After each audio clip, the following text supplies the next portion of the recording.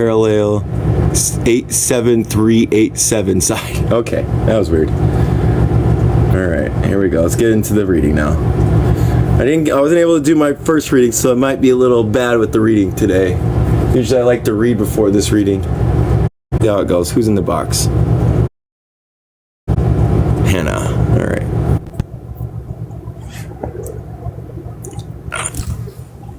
Salam.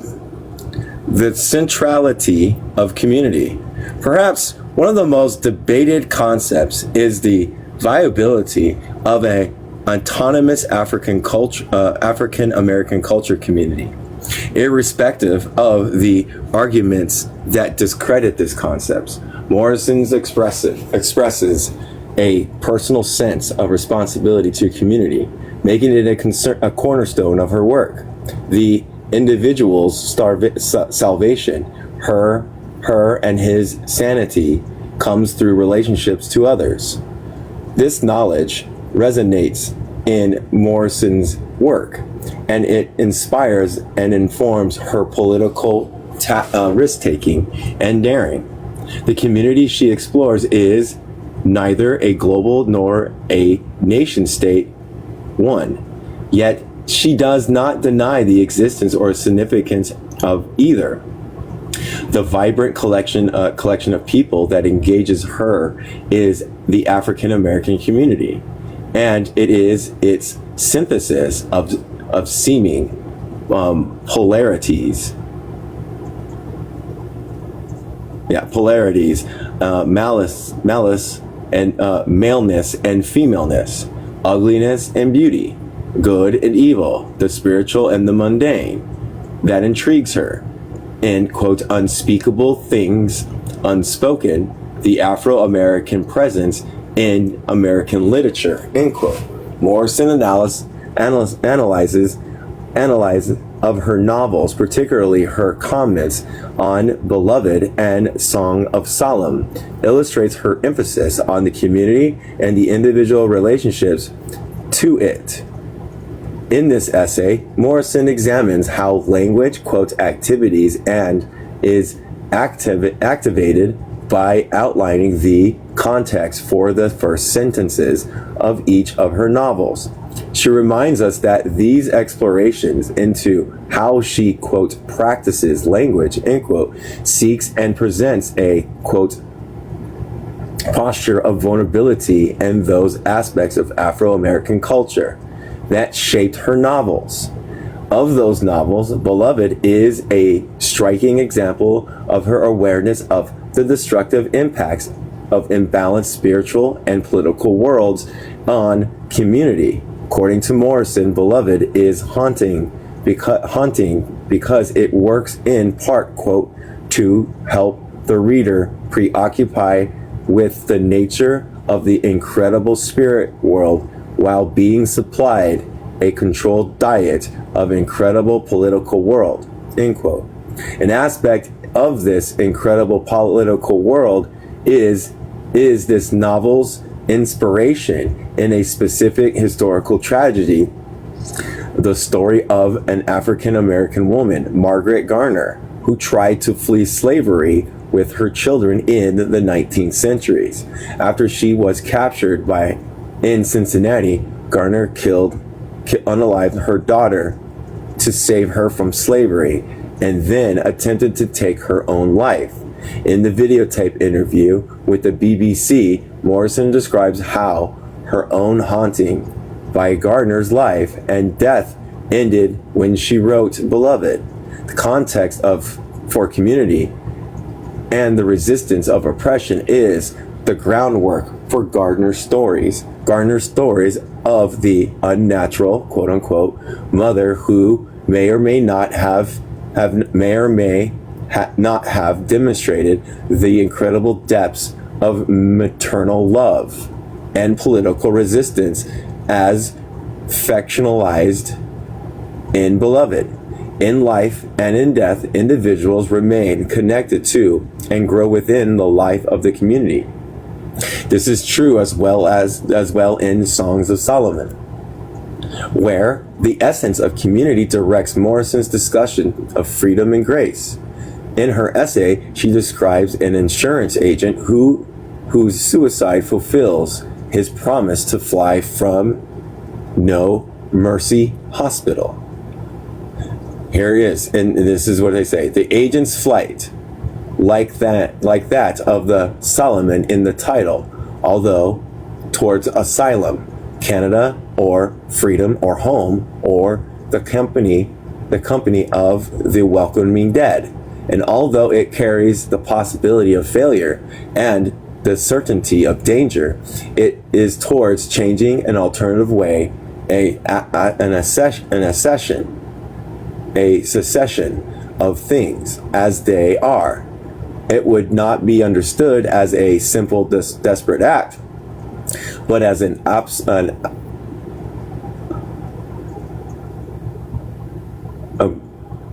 obedience of the deeper contract with his people. Morrison explains, quote, the insurance agent does not declare, announce, or threaten his act. He promises as though a contract is being executed faithfully between him and the others. Promises broken or kept. The difficulty of fettering out loyalties and ties that bind or bruise wend their way throughout the action of the shifting relationships, end quote. Dangerous but not desperate, the insurance agent embraces wrath rather than flees his community. His notion of a contract is connected to the cultural understanding of community as transcended. His flight transcends dualities that posited a divided between life and death. Morrison relates how his non-full comprehensible gift is acknowledged and received. Here it is. In his commitment to them, regardless of whether in all its details they understand it. There is, however, in their response to his action and tenderness, some attrition and mounting respect. Quote, they didn't know he had it in him, end quote. And the answers and the awareness that the gesture enclosed rather than repudiated themselves. The note he leaves asks for forgiveness, an almost Christian declaration of love as well as humility of one who has not able to do more. Exploring the relationships between community and individuals, Morrison suggests that her novel involves the reader and narrator to communal ties.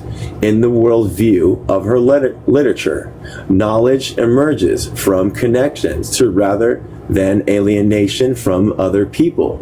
Wisdom arises within community in spite of the flawed character of its constituents. And it says here, that egalitarianism, which places us all, readers, the novel's population, and narrator's voice, and on the same footing, reflecting for me the force of flight and mercy, and the precarious imaginative yet realistic glaze of black people who, at one time anyway, did not mythologize what or whom is mythologized. The, quote, song, end quote, itself contains this unblinking evaluation of the miraculous and heroic flight of the legendary Solomon, an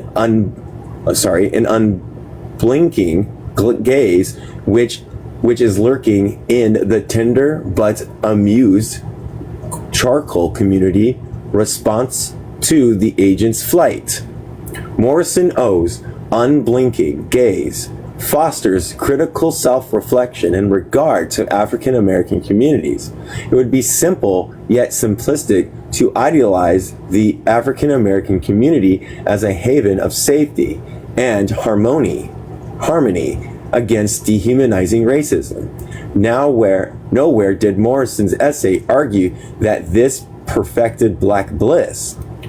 Everywhere in her literature, there exists the reality of the grim, bizarre, and determined struggle in community that embodies both and rotting, both the rotting and the purifying.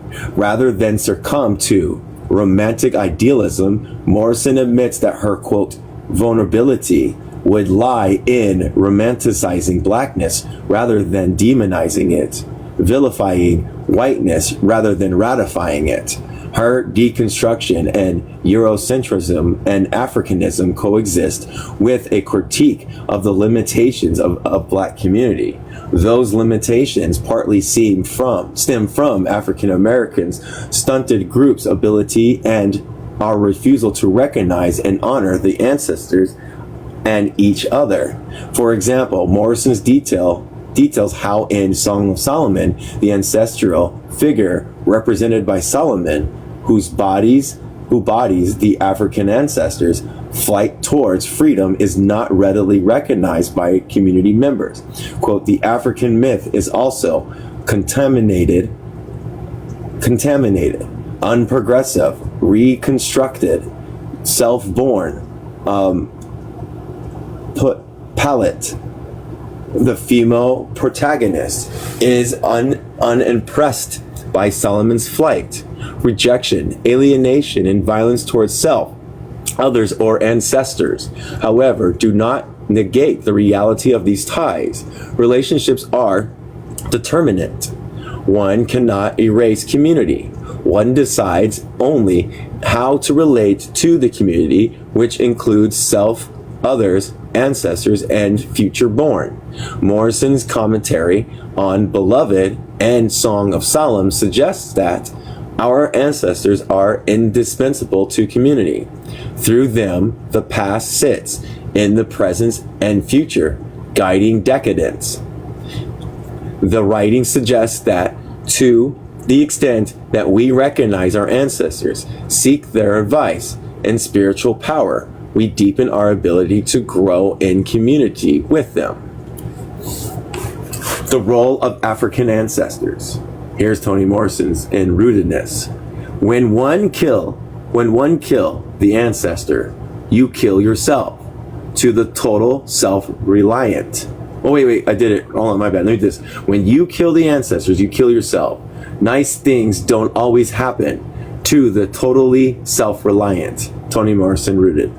For some worldviews, the greatest spiritual development is tied to service to the community. In fact, in time through such work, one will likely evolve into an elder and later an ancestor. Ancestors are communal members in these traditional worldviews. The practice of honoring or worshiping ancestors is prevalent worldwide. The symbols of European American culture icons are both physical and literary. For example, the ancestral spirits of Confederate soldiers and slaveholders in iconic statues in Mississippi Jackson and Birmingham parks inspired devoted visitors. Ew. The fiver of, oh my gosh, this is another word. I'm gonna try it. I can't do it. I tried. I'm going to go look it up. Yay!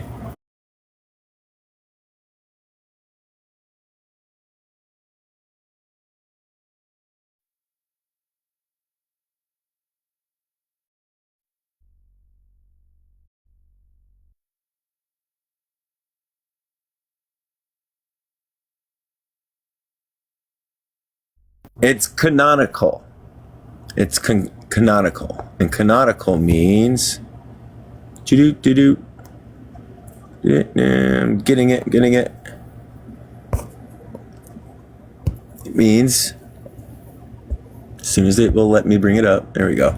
According to or ordered by a canon law, including in the first or second books officially accepted in I think it's according to the order. I don't know. I think it's the first, honestly. Canonical effects. This takes me a while. Who's in the box? Who's in the box? No one's in the box. No one's in the box. All right, here we go. Canonical. Reverence and in universities believe bylies and disdain that many European decadent Americans feel for ancestral worship.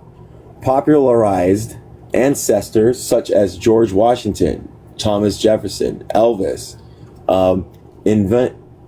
invite complex relationships to the facile representation of white American freedom and civilization that are dependent on enslaved or exploited African Americans. Increasingly, since the civil rights movement, American culture has jumbled the contradictory values embodied in ancestors who manifest oppositional worldviews. Holidays, coins, and postage stamps pay tribute to Washington and Jefferson, as well as Ida B. Wells and Martin Luther King Jr. through John Brown is rarely memorialized, all collectively comprised community, extending through time and space to include our predecessors, our contemporaries, and future generations. Community here is not bound by physical or temporal limits. Its relationships are transcendent. This transcendency is marked by the presence of ancestors. Morrison uses a term ancestors to refer to living elders and ancestral spirits. I reserve the term for historical figures, arguing that, quote, there is always an elder, end quote, in Black literature. Morrison maintains that the distinctive characteristics of African Americans writing is its focus on the ancestors. Quote, these ancestors are not just parents, they are sort of timeless people whose relationship to the characters of benevolent, instructive, and productive, and they provide a certain kind of wisdom. End quote. For Morrison, studying how African American writers relate to the ancestors is revealing. And here's what they say. Some of them, such as Richard Wright, had great difficulties in that ancestor. Some of them, like James Baldwin, were confounded and distributed by the absence of the ancestor. What struck me in looking at some contemporary fiction was that rather the novel took place in the city or in the country, the presence or absence of that figure determined the success or the happiness of the character. It was the absence of an ancestor that was frightening, that was threatening, and it caused huge destruction and disarray in the work itself. The solace comes from the contemplation of serene nature, as in a lot of mainstream white literature, nor from the regard in which the city was held as a kind of corrupt place to be. Rather, the character was in Harlem or Arkansas. The point was there, this timelessness was there, this person who represented this ancestor. Speech about ancestors not only enable critiques of historical oppression, such as the references to slavery made in Beloved and Song of Solomon, but it also established communal realities to support and reflect political, spiritual, and secular scarce sacred traditions. Within this worldview, an ancestor illuminate an avenue for liberation. Listen, and you learn from them, acknowledge their contributions and legacies, and you share their power, which does not necessarily promise redemption. In their physical lives, our predecessors who obtained the stature of elders helps others to develop as free human beings. As spiritual forces after death, they continue to guide human development. In this worldview, according to the Congolese philosophy, knowledge is, quote, the experience of that deepest reality found between the spiritualized ancestors and the physically living thinkers, end quote. As a living thinker, Toni Morrison is a mapper of recollection sites and instructional and often inspirational calls to expansive community come from various locations of memory, which despite cultural variances point to unifying elements that are based on shared values. In my own recollections, recollections sites, I remember the values of family, peers, and teacher. I recall the political works in the 1980s of friends and activists encountering apartheid and U.S. imperialism in the Caribbean and Latin America. There were Nicaraguans and El Salvadorians fighting United States funded Contras and death squads honoring their dead by calling presenti, end quote, after their names that were read in roll calls. I remember the teaching of activist leaders, elders, and ancestors, the technique of seminars, and the spirit of African-based religious houses in Brooklyn and in the Bronx. All these experiences politicized me and now remind me of the futility of traveling without faith or ancestral hope, and the liabilities of academic training that encourage ignorance of communal culture. Morrison's writing presents us with the knower of who reaches beyond the straitjacket of Africanism into the past, which is the present and future, to pull out both the African presence and the European American imaging of the present. Morrison is only one of many African Americans following liberating traditions that acknowledge the ancestors as part of the spiritual and political place and practice, calls for ancestral presence and the primus of historical African American figures appear in African American religions, politics, and art. This recognition is also in writing, literary, and oral culture. For instance, the African American woman's vocal group Sweet Honey in the Rock consistently honors the ancestors in song. Their, quote, Ella songs, end quote, dedicated to civil rights activist Ella Josephine Baker, used excerpts from Baker's speech, quote, "We who believe in freedom cannot rest until the killing of black men, black mothers, sons, important as the killing of white men, white mothers, and sons," end quote. In their introductions to the song, quote, Fannie Lou Hamer, end quote, the group of its founder, Bernice Johnson Reagan, former student, nonviolent coordinating committee activist, and now director of African American cultures at the Smithsonian, implicates their worldview. And here it is. During the what's that say? You can let them know they can get daily bonuses, points after completing all daily missions. They're giving us fucking daily missions. What the hell? Yep. During the civil rights movement in the 1960s, Fannie Lou Hamer became a symbol of strength and power, of resistance. We call her name today into traditions of African liberation. By pouring libation, we honor those who provide the ground we stand on. We acknowledge that we are here today because of something someone did before we came. There's someone in the comments that said something. They are connected by DNA, but we don't know how far back we go. Okay, good. Thank you. All right. I think that was it. In the academic works of African American intellectuals, the ancestral spirits also appear. Angela Davis speaks of the ancestors in, quote, The Autobiography of Angela Davis and Women, Race, and Class.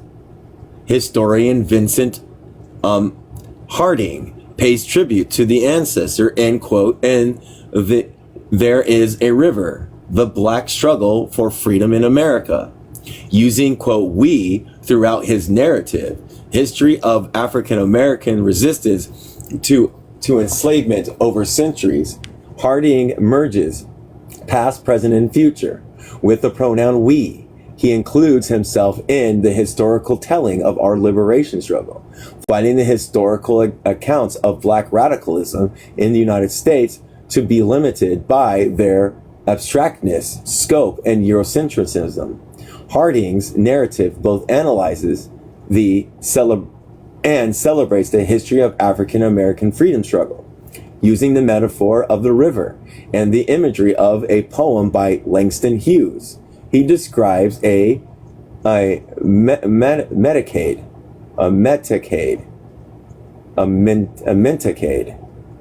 of dehumanizing practices that turn Africans into slaves, arguing that to enslave a people, one must first destroy their belief systems, their knowledge in themselves, and their understandings of physical and metaphysical power.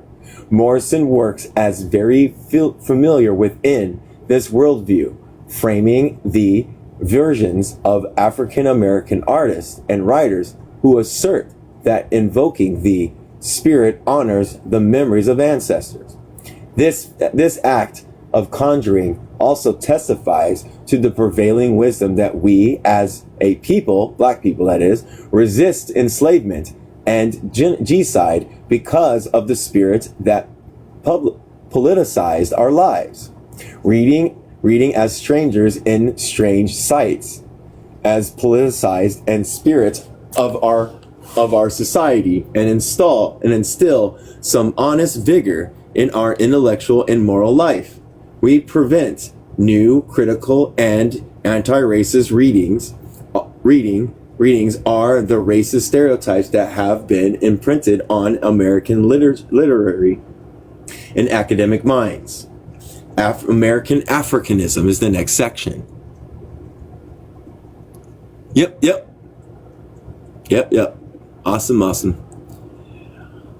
All right. And this is Toni Morrison. My work requires me to think about how free I can be as an African American woman, writer in my genderized, sexualized, wholly racialized world. To think about and wrestle with the full implication of my situation leads me to consider what happens when other writers work in a highly and historically racialized society. Playing in the Dark. That was Toni Morrison.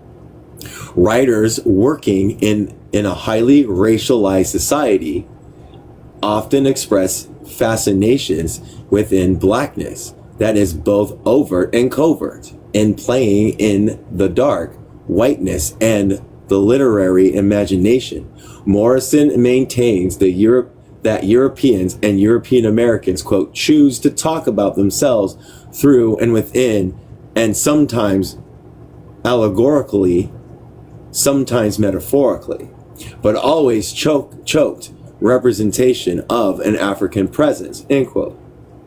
She labeled this practice and its arsenal, quote, American Africanism, which mirror European Africanism.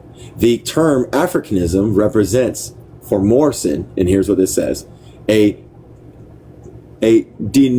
denotative and cognitive Blackness that African peoples have come to signify, as well as the entire range of views, assumptions, readings, and misreadings that accompany Eurocentric learning about these people. This as a disabling virus within literary discourse, Africanism has become, in the Eurocentric tradition that American education favors, both a way of talking about and a way of policing matters of class, sexual license, and repression, formations and exercises of power, and meditation on on ethics and accountability. As a literary and political tool, Africanism, quote, provides a way of contemplating chaos and civilization, desires and fears, and a mechanism for testing the problems of blessings of freedoms, end quote. The distinctive difference of the New World, she writes, is that it claims to freedom coexisting with, quote, the presence of an unfree within the heart of a democratic experiment, end quote. It is arguably still the same. Morrison advises that we investigate, quote, the Africanist character as surrogate and enabler, end quote, and the use of the, quote, Africanist idiom, end quote, to mark differences, or the, quote, hip, sophisticated, ultra-urban, end quote. Her own exploration informs us that within the, quote, construct of blackness and enslavement existed, and this is it, not only the not free, but also with the dramatic polarity created by skin color, the projection of the not me. The result was a playground for the imagination. What rose up out of the collective need to allay internal fears and to rationalize external exploitation was a European American Africanism, a fabricated brew of darkness, otherness, alarm, and desire that is uniquely American. No, I don't know. Let me make sure that's the right word. I usually read before I read this time, and that usually helps me.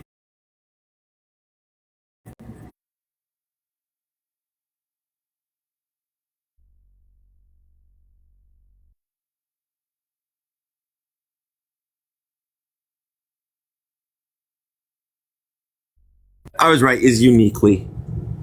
Newly constructed beings and inhumanities. Newly constructed beings and inhumanities, such as the white male, as both exalted demagogue and brutish enslaver, were sanctioned by literature. Morrison emphasized the culture aspect of dominance in order to critique the European American literary imagination. Quote, cultural identities are formed and informed by the nation's literary, what seemed to be on the mind of the literature of the United States was the self-conscious but highly problematic construction of the American as a new white man, end quote. In the formation of this new American identity, blackness as embodied in the African was indispensable to elevating whiteness. In this exaltation of whiteness, the Africanist other became the device for, quote, thinking about body, mind, chaos, kindness, and love, and provided the occasions for exercise in the absence of restraint, the presence of restraint, the contemplation of freedom, and the aggression. Within this framework, the boundaries of the conventional literary imagination were set to ignore or rationalize enslavement and freedom that was based on enslavement. Transgressing such boundaries is rarely encouraged. Those determined to see themselves without mystification, however, do cross these borders. According to Morrison, an exceptional few and brave European American writers attempted to free themselves of their entrapment in whiteness. She describes the courage of Harriman Melavy's torment struggling to demystify whiteness in Moby Dick. I love this. Let me go back to one of these things. Within the framework, the boundaries, blah, blah, blah, blah. There it is. I think it is. This is what I wanted to do. Listen to this. Let's see if I can find it. In the information of this new American identity, blackness, as embodied in the African, was indispensable to elevate whiteness. Interesting right there. I'm going to reread this. And in this exaltation of whiteness, the Africanist other became the device for, quote, thinking about body, mind, chaos, kindness, and love, and provided an occasion for exercises in the absence of restraint and the presence of restraint, the contemplation of freedom or of aggression. Within this framework, the boundaries of the conventional liberty imagination were set to ignore or rationalize enslavement and freedom that was based on enslavement. Transgressing such boundaries is rarely encouraged. Those determined to see themselves without mystification, however, do cross these borders. According to Morrison, in an exceptional few and brave European American writers attempted to free themselves of their entrapment in whiteness. She describes the courage in Herman Melville's tormented struggle to demystify whiteness in Moby Dick. Here it is. To question the very notion of white progress, the very idea of racial superiority of whiteness, a privilege placed in the evolutionary ladder of mankind, and to meditate on the fraudulent, self-destroying philosophy that superiority, to, quote, pluck it out from under the robes of the senator and judges, end quote, to drag the, quote, judge himself to the bar, end quote. That was dangerous, solitary, radical work, especially when and especially now. Today, this dangerous solidarity, radical work, end quote, is discouraged by claims that race is discussion of racism, politicized, and to populate literary work. And here's another one. When matters of race are located and called attention to in American literature, critical response has tended to be on the order of a humanistic nostrum or a dismissal mandated by the label of, quote, political. Excusing the political from the life of the minds is a sacrifice that has proven costly. I think of this ensures as a kind of trembling hypochondria, always curing itself with unnecessary surgery. This surgery is also selective, usually performed only on those deviating from the dominant ideologies. Literary works derive their meaning from worldview that intend political consequences.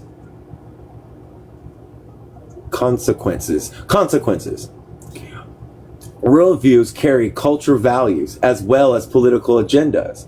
Only by replicating or neutralizing the dominant political ideologies, in effect producing the racialized hegemony,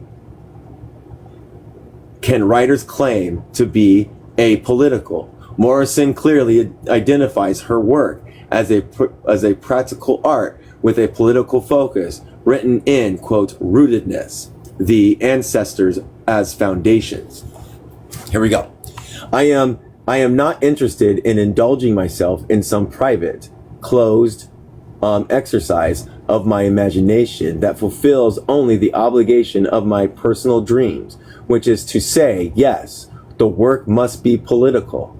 It must have that it thrusts as its thrust. That's a pejorative term in critical circles now. If a work of art has any political influence in it, somehow it's tainted. My feelings is just the opposite. If it has none, it is tainted.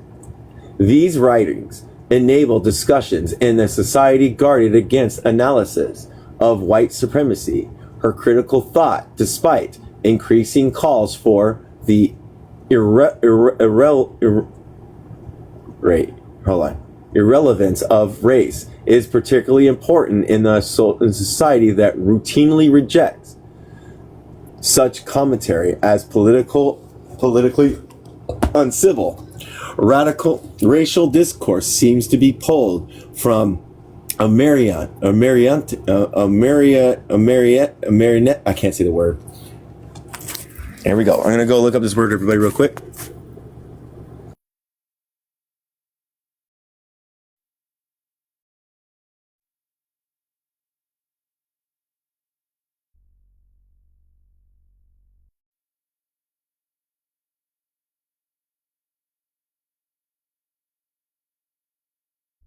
It's a marionette, which means public. Which means like using puppets and stuff like that.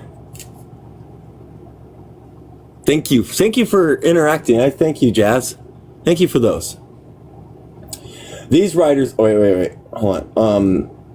Okay, yeah. Let me read this whole paragraph. Sorry. These writings. Okay, I'm gonna read it. Yeah, these writings enable discussions in the society guarded against analysis of white supremacy. Her critical thought, despite increasing calls for irrelevance of race, is particularly important in a society that routinely rejects such commentary as politically uncivil. Racial discourse seems to be pulled by marionetted springs that works to curtail anti-racist critiques. As Morrison notes in, quote, Unspeakable Things Unspoken, here it is. For 300 years, Black Americans insisted that, quote, race was no usefully distinguishing factors of human relationship. During those same 3 centuries, every academic discipline, including theology, history, and natural science, insisted, quote, race was a determining factor in human development. When Black people discovered they had shaped or become a culturally formed race, and that it had specific and revered differences, suddenly they were told there is no such thing as race, quote unquote, biological or cultural, that matters, and that genuinely intellectual exchange cannot accommodate it. And it in trying to come to some terms about quote unquote race, and writing, I'm tempted to throw my hands up. It always seems to me that people who invented the hierarchy of quote unquote race when it was convenient for them ought not to be the ones to explain it away. Now that it does not suit their purpose for it to exist. For there is culture, and both gender and race, quote unquote, inform and are informed by it. Afro-American culture exists, and through it is clear. And through it is clear and becoming clearer how it has responded to Western culture. The instances where the means by which it has shaped Western culture are poorly recognized and understood. I think that's what they do. They help us to not okay. Yeah, exactly. All right.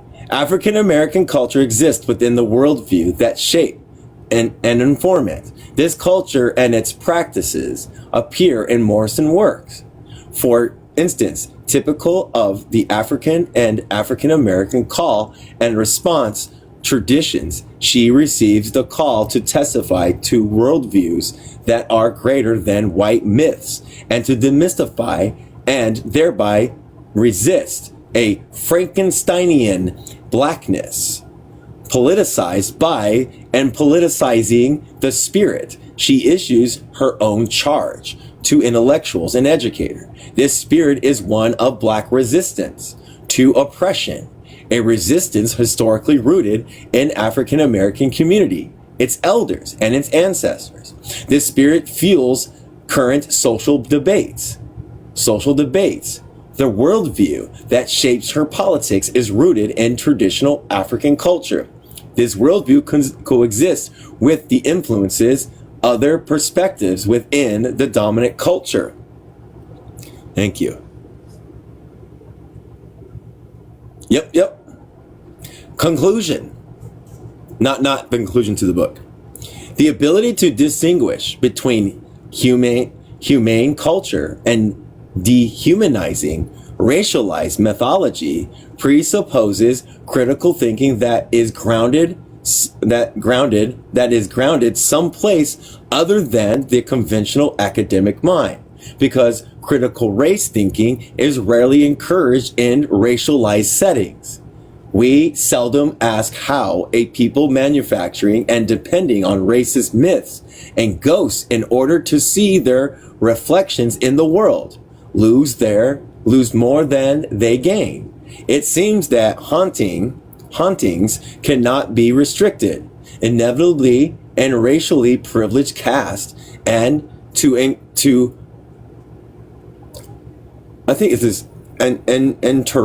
its entourage finds itself marked and demarcated, more obsessed and possessed than these demonized Africanist territories. Morrison's work clinically and coolly dissects this production and possession. It calls us to witness a literacy that predates and overcomes Africanism, individualism, and materialism. With this literacy, we read about spirit and power through time and space. This knowledge is made meaningful or meaningless by the worldviews we embrace, viewpoints that credit or discredit the question raised by the nonfiction of Toni Morrison. All educators reflect and articulate worldviews in which they reveal themselves as compromised and incompromisable knowers, either reproducing or resisting dominance. There seems to be at least three types of compromised knowers connected to academia, and the unwittingly, the voluntarily and forcibly compromised. Bernice Johnson Reagan maintains that the uncompromisable knower is the one who straddles, standing with the foot in both worlds, unsplit by dualities and unhampered by toxic imagination. As I straddle and sometimes seem to fall from places in which an African American spirit world and European American racial mythology coverage, I marvel at Morrison's grace, her ability to call out both the reactionary, the Africanism of the racist mind, and the revolutionary, the African ancestor and communal commitments. Rather, it is reactionary, reformist, or revolutionary movements for curricular change entails a spirit of political struggle.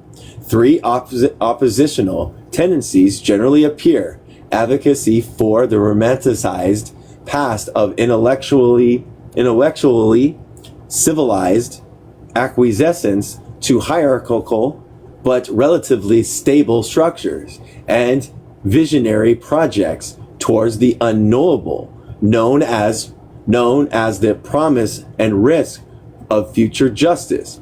Those of us who straddle walk between worlds in the space where insight and agency arises from community. Between and within these worlds, some intellectuals respond when called. Morrison is such a traditionalist and uncompromisable knower, a straddler with deep communal ties. How else could she blend two worlds to stand, rooted as she is, politicized by the politicizing the spirit and politicizing the spirit.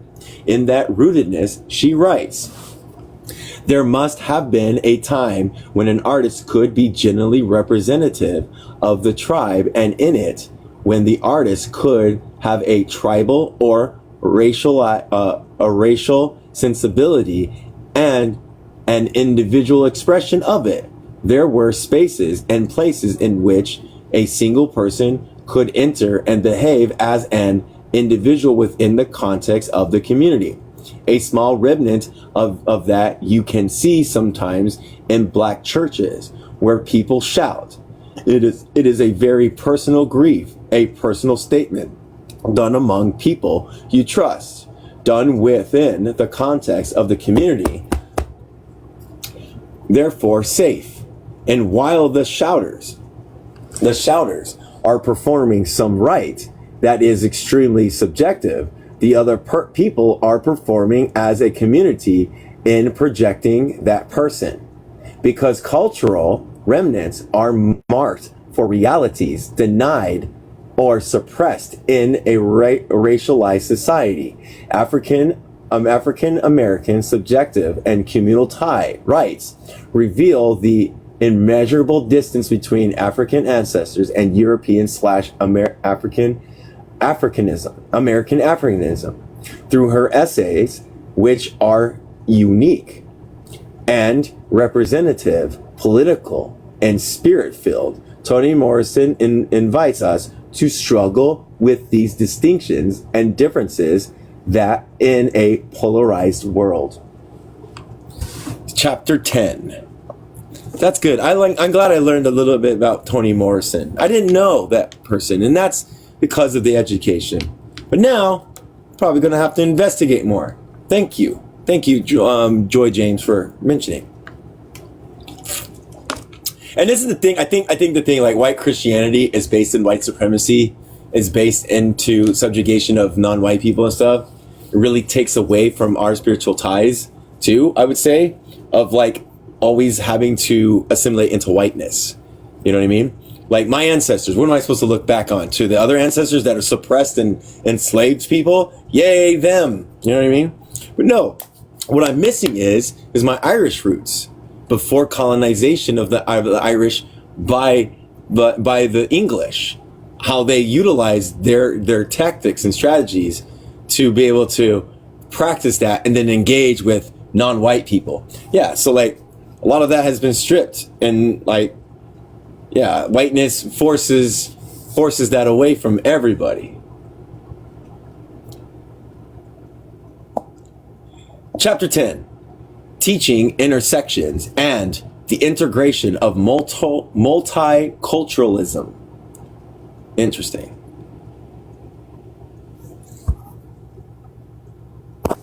All right. Integrating analysis, pedagogy, epistemology.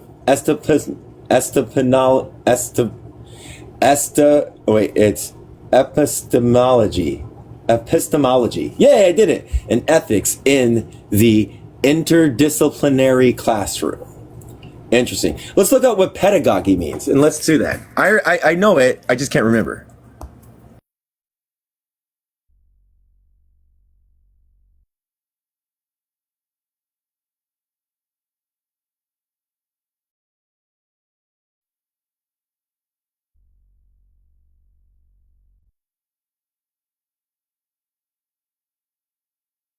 Pedagogy, I can't say pedagogy.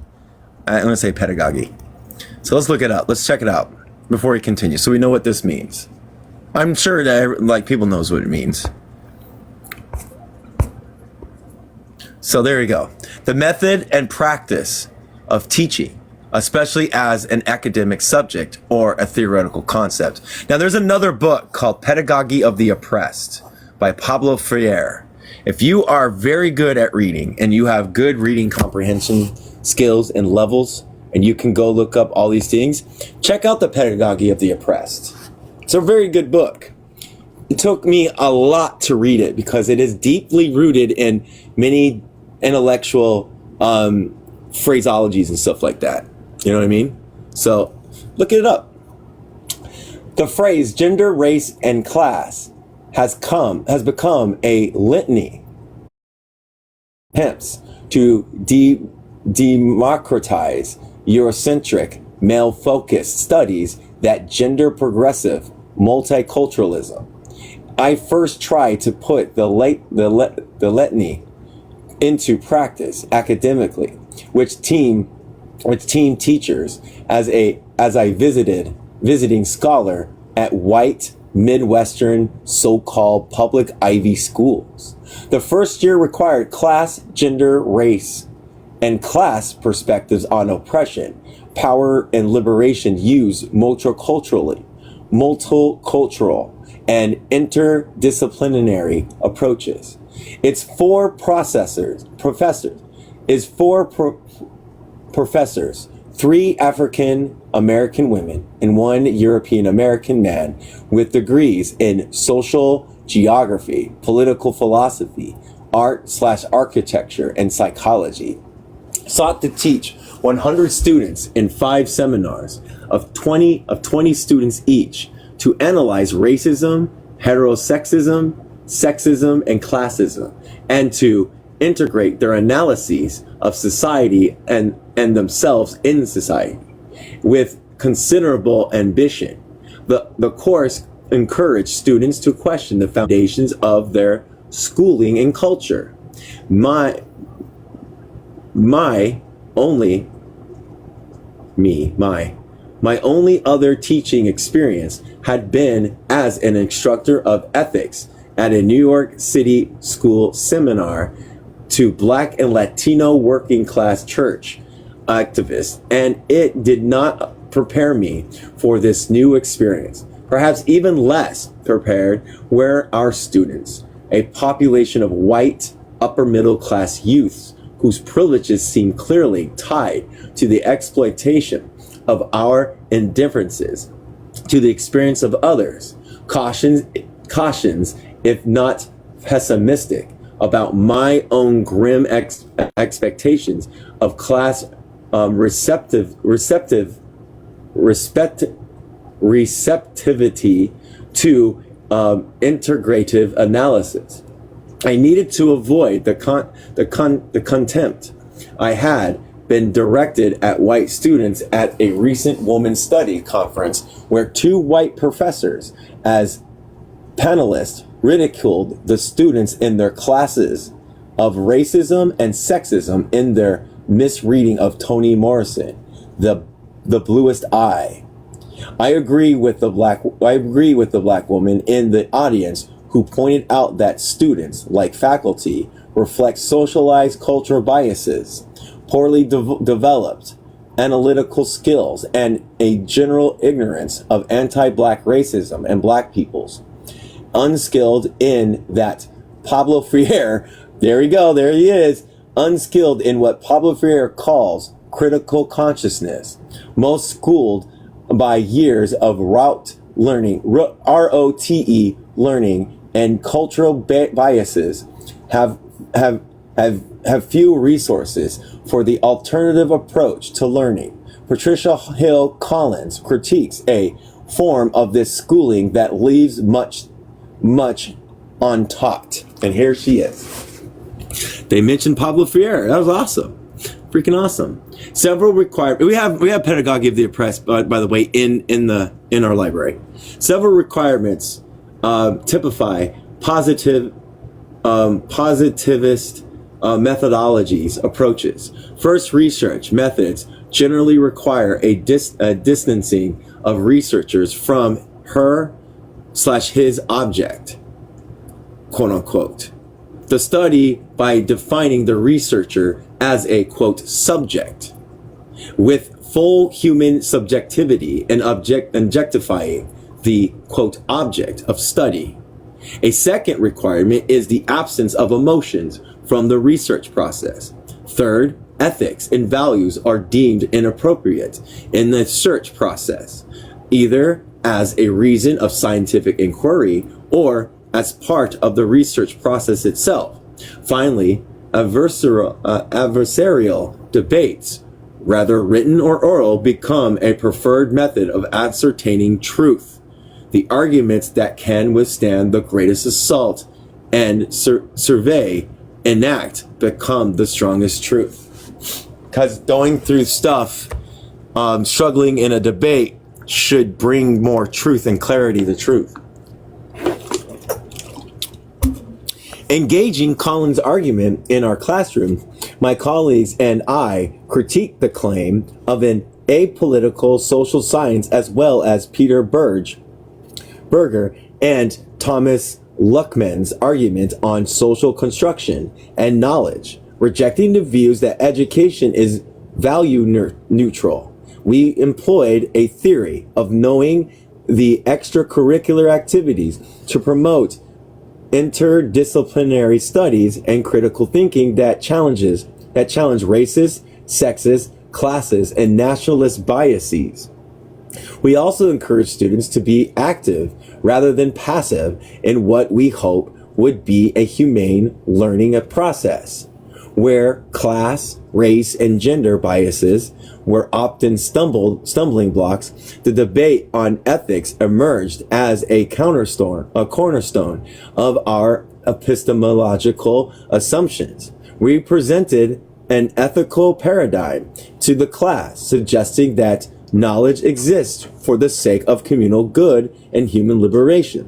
One of the most academically controversial proposals we put to the class was that they consider the political and ethical implication of worldviews that hold each individual accountable to her or her community, his community ancestors, and future generations. Examples given for reflection include African philosopher John Mbiti's Traditional African Religion and Philosophies, which outlines a worldview in which an individual, while sacred, cannot exist outside or alienated from the development of the world community. Similarly, Paula Gunn Allen's The Sacred Hope, recovering the feminine in American indigenous traditions, describes the North American indigenous concepts of 7 generations and the sacred hope as guides for ethical actions and right relationships with self, society, and nature. The epistemology of our course rejected the dichotomy between knowing and doing. Students were asked to approach learning with a critical mind and an activist outlook, with the belief that only when one acts on the material studies does one know it to be so, and so becomes Freire's integrated person. And Freire's concept of adaptive versus integrative persons, the adaptive person is defined as a conformist, determined by socialization, with limited choices and capacity for critical thought. The integrative person is defined as someone who works to transcend such limitations and to act in the world to free up possibilities for change. Using Bernard Lonergan's concept of human knowing as a 4-part process: experience, reflection, judgment, and action. The class evaluated action as indispensable to the learning process. For example, we argued that one knows how to ride a bike, not from mere reading books about bikes, but from riding one. More in-depth knowledge would enable one to construct a bike. Consequently, society learns how to live, learn, and teach without elitist assumptions by doing activities that confront and diminish oppression. Lonergan's, can't say the name, sorry, 4-part process organized the assignments for the course. Reading to stimulate and challenge students to expand their experiences in race, class, gender relations. Reflection, recording in journals, judgments, and participations in active engagement, quote unquote. by implementing social justice projects. Thus, the course's approach to learning incorporate experience, reflection, judgment, and personal and cultural values, and collective and individual actions. In their active engagement assignments, students designed their own, quote, direct action, end quote, that include a video in which students were asked whether they thought racism exists on their campus, or poster critiquing sexist advertisements that use images of women. A letter petitioning the university to change the name of its athletic teams from Redskin, to something else. Organizational meetings to encounter an impending Ku Klux Klan and neo-Nazis, skinheads rally in local towns. In theory, these were ludatory.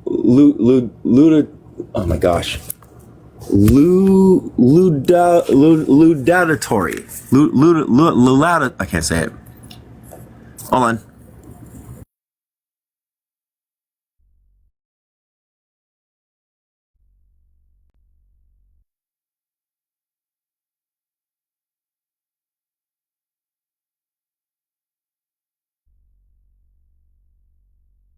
Laudatory ethic concept, something to do with praises.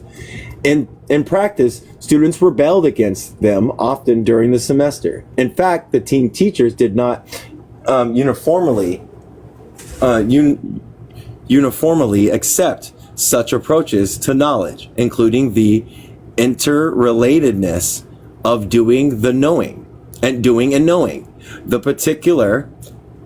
particular, the white male professors felt that students should not be required to participate in anti-racist, anti-sexist research activities because such actions might contradict their political beliefs. Well, duh, that's the whole point. In this seminar section, which include only white students, youth felt more comfortable expressing hostility toward the anti-racist coursework, while they remained silent about these feelings with black women professors. For instance, when one group of his students was asked what community action it would undertake for course credit, one person responded, quote, "Does this mean that we have to join the KKK?" Question mark. In terms of appropriating pedagogy, it became apparent that faculty who unquestioningly accepted the beneficial roles of activity outside the classroom in chemistry, physics, and architecture as a method to deepening students' understanding of theoretical models resisted applying the same reasoning to this course. Such pedagogy is considered less controversial if it reflects value neutrality or conventional values. For instance, African American political scientists at George Mason University assigning voter registration projects to their students. A private interviews students explain that what they resented was not the request to act outside the classroom, which they did in other classes, but the request to engage in anti-racist, anti-sexist actions. Academically, they believed that value-laden commitments were inappropriate in the learning process.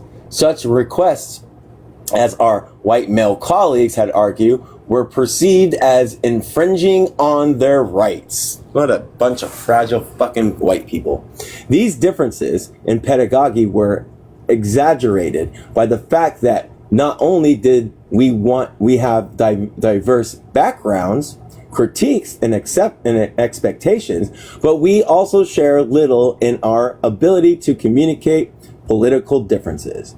Early in the semester, the difficulties in discussing pervasive practices of institutionalized oppression without a shared supportive language became apparent. Students acknowledged the need for a common political vocabulary in their group work. We began searching for such a language by examining definitions of political terms central in discussion of oppression and liberation. The class was given handouts with definitions of the terms paradigm, power, hegemony, and ideology. Because these were working definitions rather than comprehensive or fixed ones, students were encouraged to read works in which these terms were discussed. Thomas Kuhn's terms paradigm, for example, used in reference to personal and cultural mindsets, became central. We discussed Kuhn's representation of paradigms as worldviews, self-contained systems of social meanings that explain and provide guidelines for thinking and acting. Judged by their abilities to explain realities and allow integrated actions, paradigms failed when they no longer offer adequate explanations or facilitate problem solving. When the faltering worldviews is replaced by a more capable conceptual or intellectual view, a scientific revolution or paradigm shift occurs. This shift is also consistent with Freire's notion of epochs of change or epochal I can't say the dang word. Right back.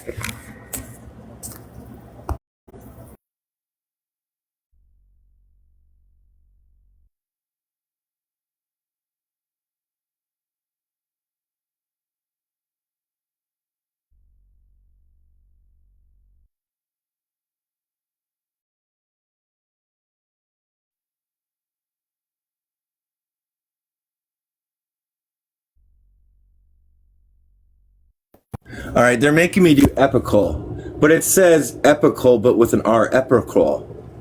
Cries, based on social upheavals and the need for new social meaning and worldviews comes through a crisis that engenders critical and creative thought. Our discussions, we then linked these concepts of the paradigm as a socially constructed worldview of Antonio Gramsci, notion of hegemony defined as domination through institutions and therefore the control over social meanings in a state of society because it is institutional and systematic, hegemonic control is pervasive and usually is not attributed to a controlling groups, but is perceived as the nature of society.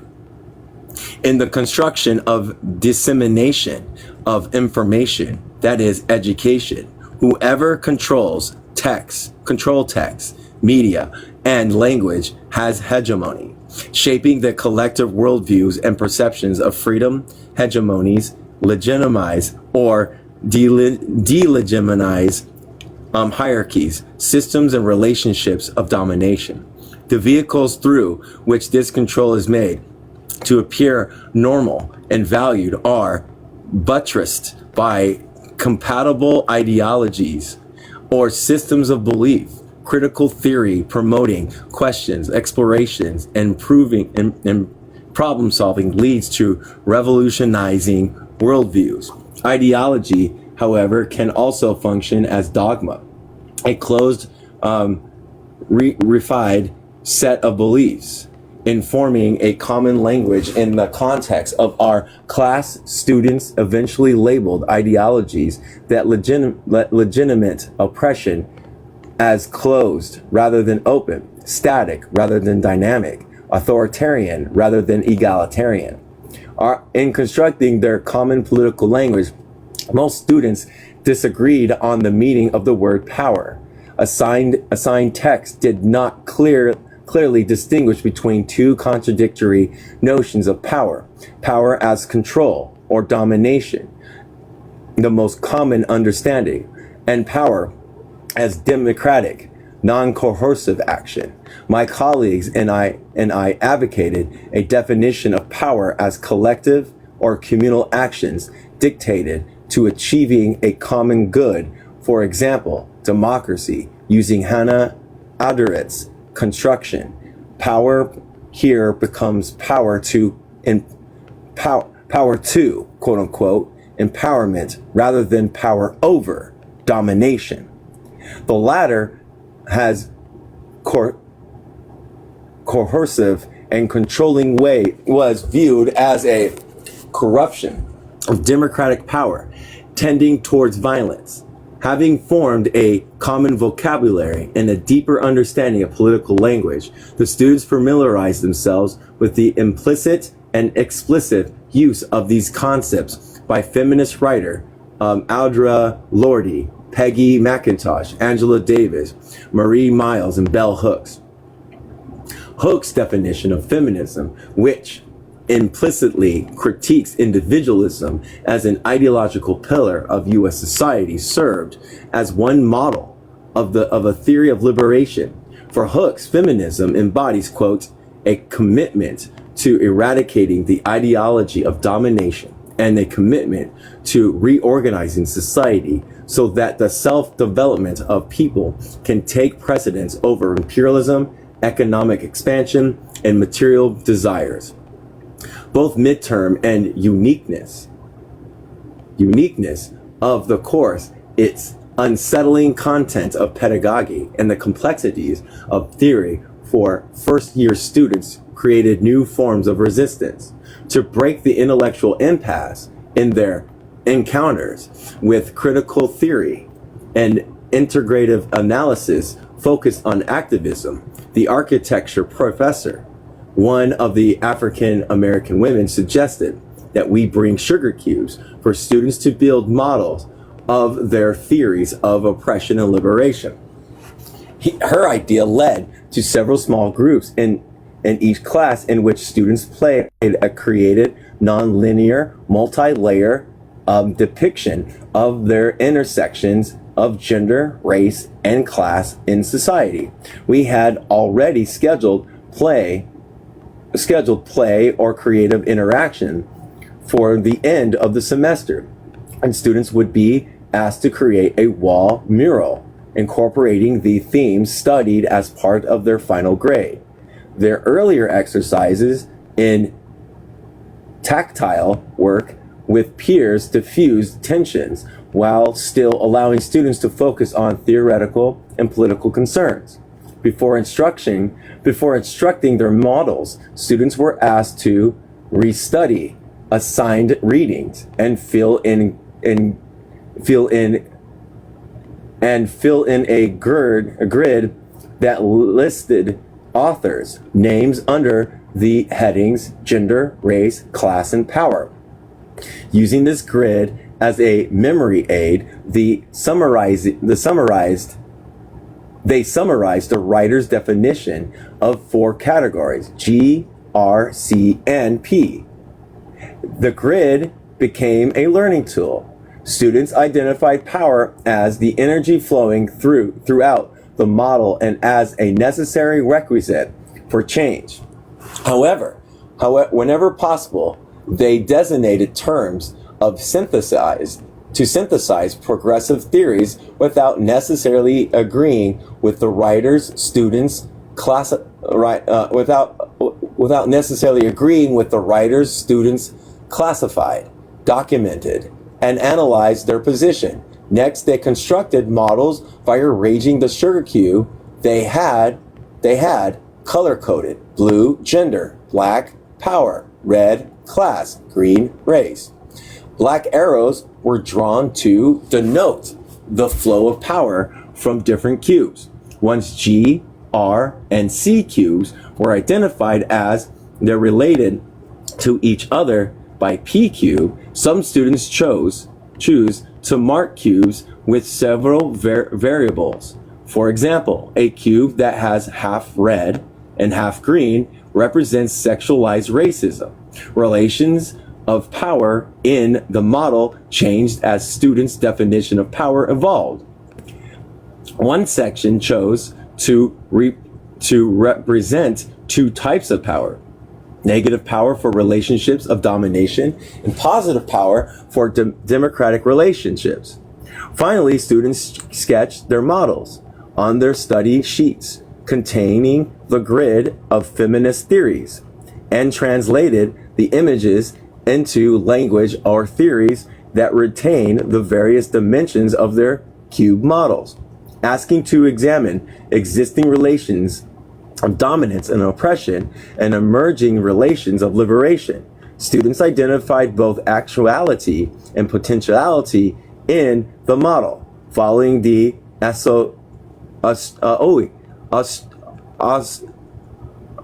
Aristotelian concept that embedded in an acorn is simultaneously actuality, the seed, and potentiality, the oak tree. Some students were able to construct physical models and translate these into theoretical language as accepted by this time. However, there was a backlash. Describing her group's initial response, one student called the construction of the model unintelligent and complained of being tired of feminist theory. Quote, okay, so black women are oppressed. So what?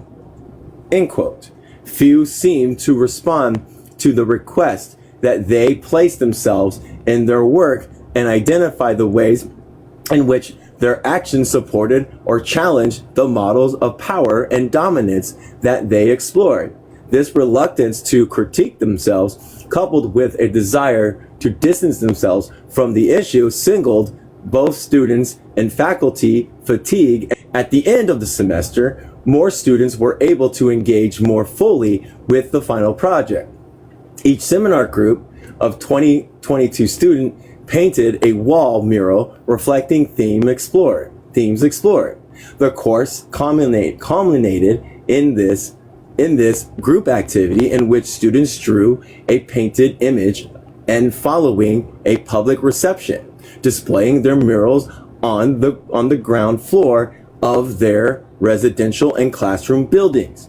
During the semester, students had written, reflective, and analytical papers and sketch, drawn, or constructed images of the social and political relationships they were studying, thus expressing themselves and their worldviews through verbal, written, and visual skills.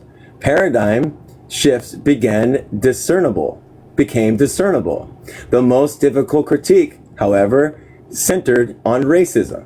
Responses to racism were resisted at the much higher level than those concerning sexism and classism.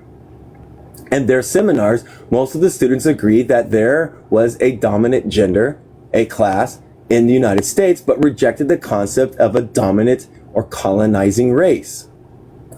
Rutledge M. Dennis states that for the white population, racism breeds irrationality, inhibited intellectual growth, and negated democracy. We teachers of gender, race, and class sought to counter such irrational denials by nurturing our students in critical thought, analytical skills, community, and democratic values. Yet the stress, anxiety, and anger in a learning process largely shaped by African American women faculty that established ethical, anti-racist, and anti-sexist actions as normative proved that this nurturing would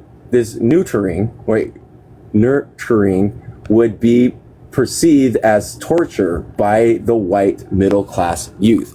I'm gonna make sure that's the correct. Let me make sure something real quick.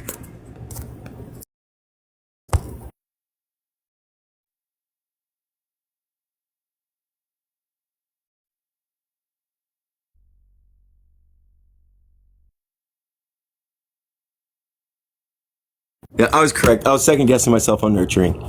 Would be perceived as torture. Okay, take for instance. Take for instance the student's emotional response to the reading of the film viewing, particularly Marlon Riggs' video on ethnic notions. Hostilities reserved for the black woman faculty grew in proportions to the severity of the critique. White students, primarily female, retreated into a form of passivity, silence followed by complaints of being asked to, quote, save the world or shoulder the weight of oppression.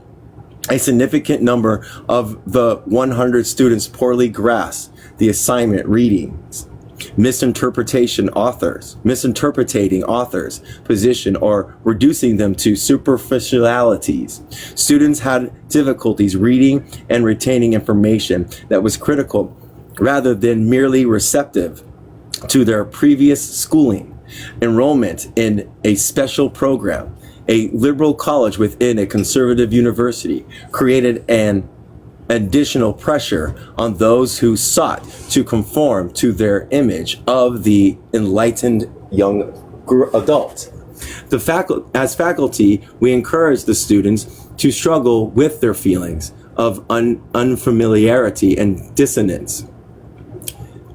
In the opening lecture, we pointed out that few, if any, had ever been taught by an African American woman, let alone 3, while cautioned not to let their feelings become a retreat from critical analysis. Students were repeatedly asked to explore their anger against the writers and African American women professors through discussions, drawing, and writing.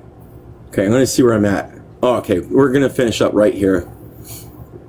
Recognizing that the relationships are instrumental in the learning process, we also met with students individually to discuss their attitude towards the class and their first year at college. These personal interactions with faculty, along with play and creative space in constructing a mural, helped to allay their defenses.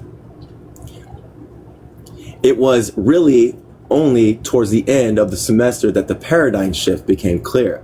Students' responses to the class went from rebellion to ambivalent acceptance to transformation and back to opposition. Transformation does not apply that the students accepted the social critiques presented. Rather, many became less dependent on their socialized biases towards class, race, and gender, and more willing to think critically. In their end of the term course evaluations, most students gave gender, race, and class respectives on oppression, power, and liberation high rates. Although ambivalent about the course, students still used it as ground for future development. Despite their flaws, courses such as this one promotes critical, community-focused education without standing their susceptibilities to repeating the catch-all litany for every oppression, even too ambitious. When too ambitious, such courses lose focus, become merely crash courses in humanity and sensitivity training. When forced to function as correctives or for entire program and offer little critical race or feminist theory in other courses, they remain isolated with little reinforcement in our support for upper division classes. Oh my gosh, the ghettoization, they use that word, of these courses burden their instructors to provide a permanent intellectual and ethical base for their students compelled to take one so-called diversity course, which becomes the aberration of their schooling. The desperate interest and commitment of faculty and team taught courses further expounds such problems. classroom challenges to the academic penchant for separating critical consciousness and political activism.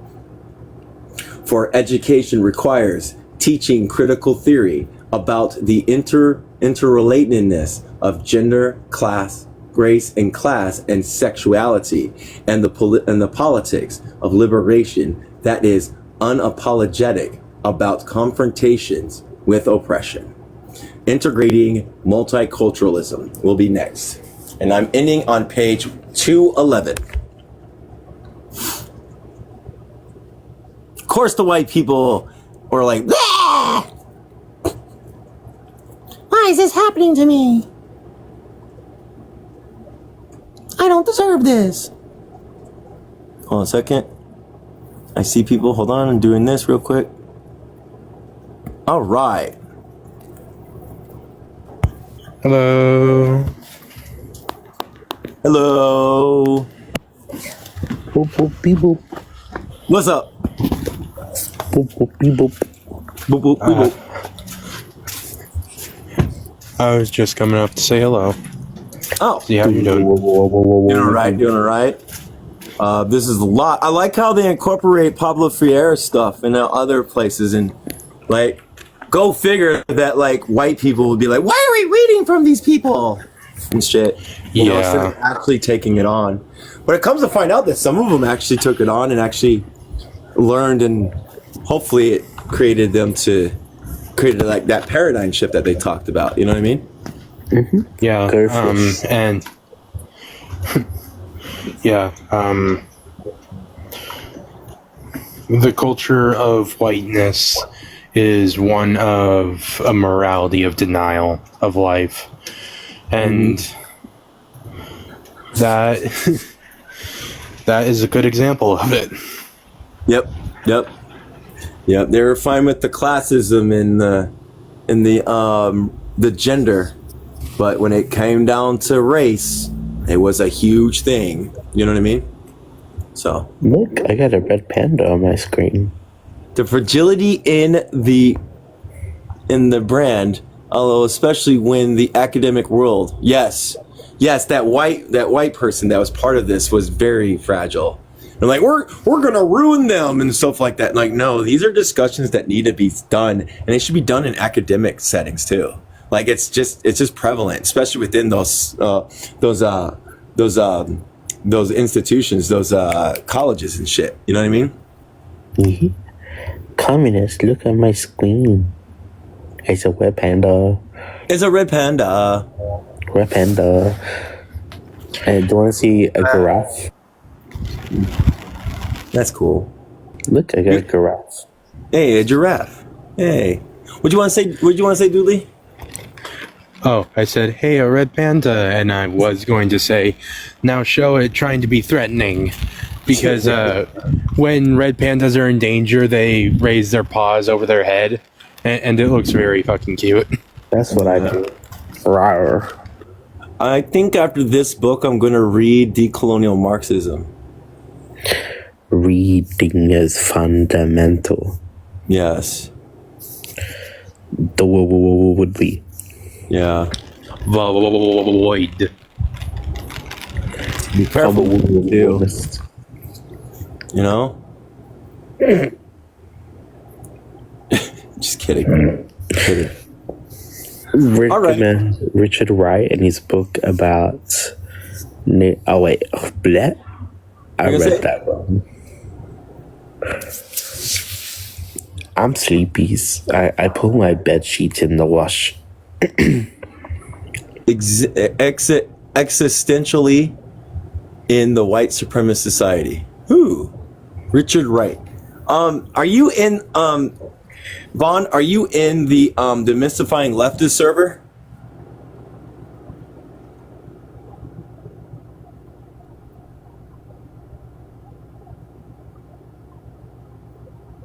Can you put that recommendation in the book recommendation? Oh, you screenshotted it. Never mind. Joe got it.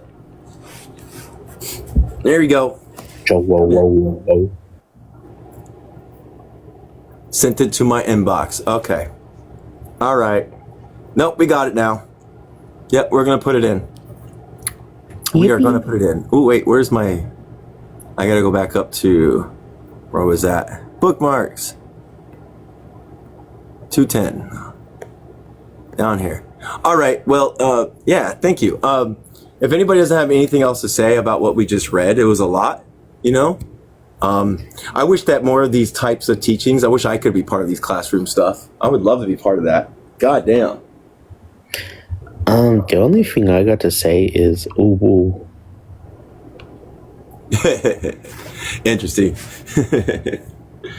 All right then. Well, I know this isn't a big thing, but I'm gonna go ahead and close it out so that way I can feed Rufus and stuff and everything. Okay.